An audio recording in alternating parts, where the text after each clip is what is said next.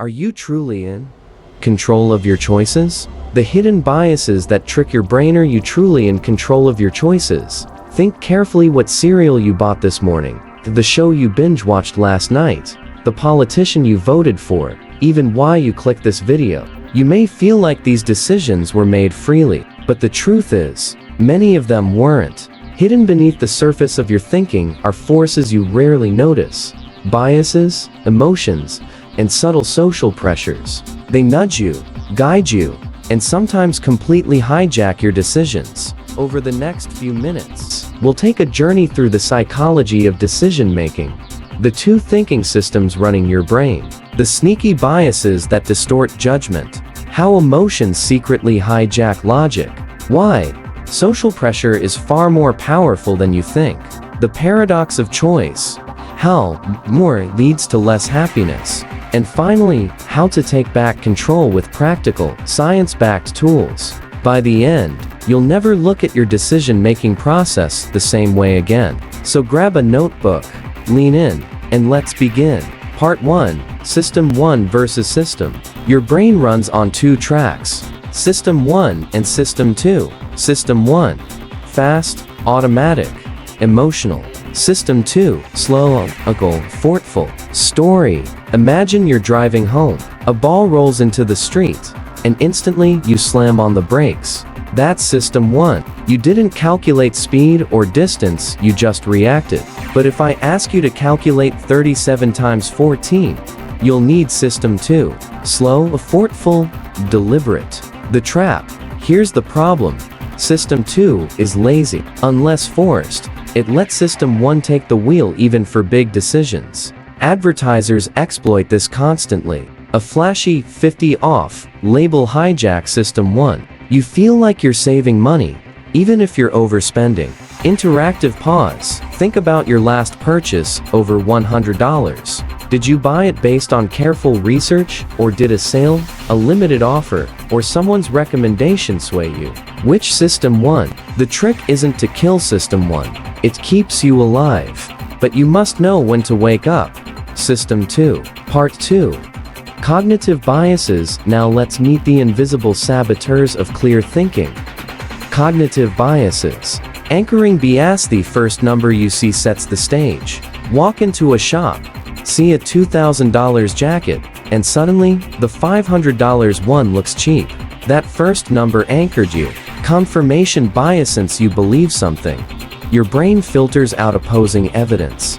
Believe a diet works? You'll notice every success story and ignore the failures. Believe someone's rude? You'll remember every sharp comment, not their kind ones. Halo effect. Tone positive trait paints the whole picture. If someone is attractive, we assume they're also smart, capable, even moral. More biases. Loss aversion. Losing $100 feels worse than winning $100 feels good. Availability heuristic.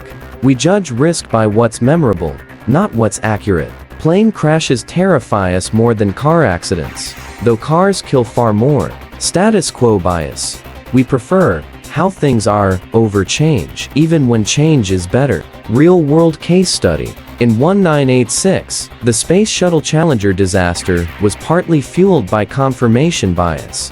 Engineers who warned about faulty O-rings were dismissed because decision-makers only focused on evidence confirming launch readiness. Biases are not minor quirks. They shape history. Part 3. The emotional compass. Now let's talk about your emotions. You like to think logic rules your life. In reality, emotions lead and logic follows to justify. Fear protects us, but it also makes us irrational. Investors panic, sell stocks in a dip, even when staying the course is smarter. Excitement. It fuels ambition, but clouds judgment. That once-in-a-lifetime offer on a car or trip. Often excitement talking, boredomies, even boredom drives decisions. Studies show people engage in riskier behavior, including reckless spending, when bored. The amygdala. At the center is the amygdala, your brain's emotional alarm system. It can save your life in danger, but it can also sink your relationships, finances, or career when it overreacts. Exercise, emotional intelligence. Next time you're making a decision, pause and ask, what am I feeling? Is this emotion useful or misleading? Would I make the same choice tomorrow? The goal isn't to erase emotion, it's to use it wisely. Part 4. Social echoes and groupthink. Humans are social animals. We crave belonging, and that craving shapes our choices far more than we admit. Classic experiment. In the 1950s, Solomon Asch asked groups to compare line lengths. The answer was obvious. Yet, when everyone else gave the wrong answer, most participants conformed even when they knew it was wrong. Real-life parallels. At work, agreeing with the majority to avoid rocking the boat. In fashion, buying clothes because everyone else is. Online, in a post because it already has thousands of likes. Case study. During the Bay of Pigs invasion in 1961, President Kennedy's advisors withheld objections because of groupthink. The result? A disastrous foreign policy failure. Exercise. Ask yourself, if nobody knew my decision, would I still make it? Am I choosing for myself or to fit in? Breaking free from the herd is uncomfortable, but it's the path to authenticity. Part 5. The paradox of choice. We think more choice equals more freedom. In reality, it often equals paralysis and regret. Psychologist Barry Schwartz called it the paradox of choice. Example: a study compared shoppers who had 6 jam flavors vs 24. More people stopped at the larger display, but fewer bought anything. Too many choices froze them. Why it hurts? Decision paralysis. Too many options equals no action. Regret aversion.